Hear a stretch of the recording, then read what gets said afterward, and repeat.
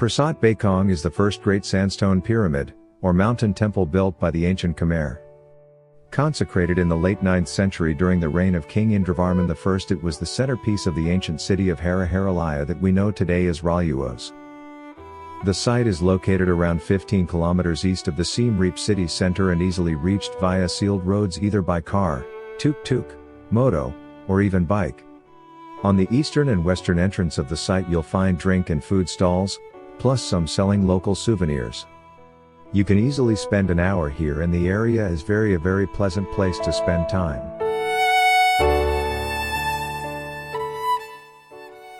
As seen in image B below, the Bakong temple site is large, featuring an outer moat that is dry today enclosing a series of brick towers and constructions that surround the walled enclosure and moat of the temple proper.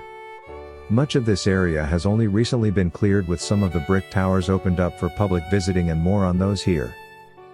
The focus of the Bakong temple site is temple proper located inside the enclosure wall and inside the second moat, which is where we will begin. Coming from the traditional main east being that of the east as pictured in A below. The sealed entrance road to the site naturally takes you to this point.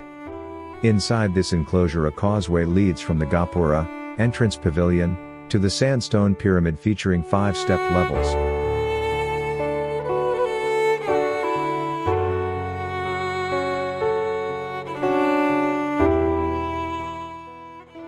The causeways after the Gapura are, or were, lined by monumental Naga balustrades which are believed to be the first use of such in Khmer architecture. Those resting by the eastern causeway are in the best condition, still retaining great detail. At the top of the pyramid rests the central tower, opening to the east with a pediment above its doorway depicting Vishnu and Anasayan, or the birth of Brahma, with redented side walls adorned with deity reliefs flanked by ornate pilasters. Note the unique characters at the bottom of those pilasters.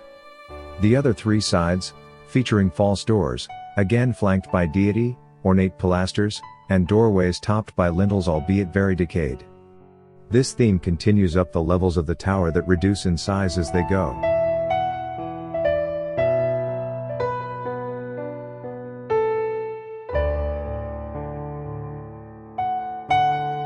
On the next level down, 12 mini towers line the perimeter and look around the wall of the preceding level here to see the decayed remnants of what would have once been a beautiful and ornate relief wall. In places you can still see the outlines of many characters with 1 or 2 blocks retaining some clear detail.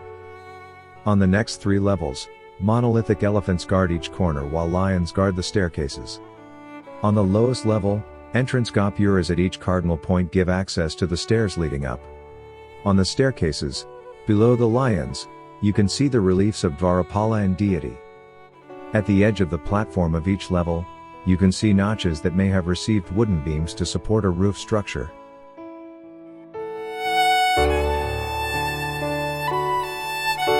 Immediately surrounding the pyramid are 8 symmetrically placed monumental brick towers, some of which have recently completed restoration and some with restoration ongoing, as of May 2022, featuring beautiful lintels, door columns, and deity adorning the walls that should not be missed.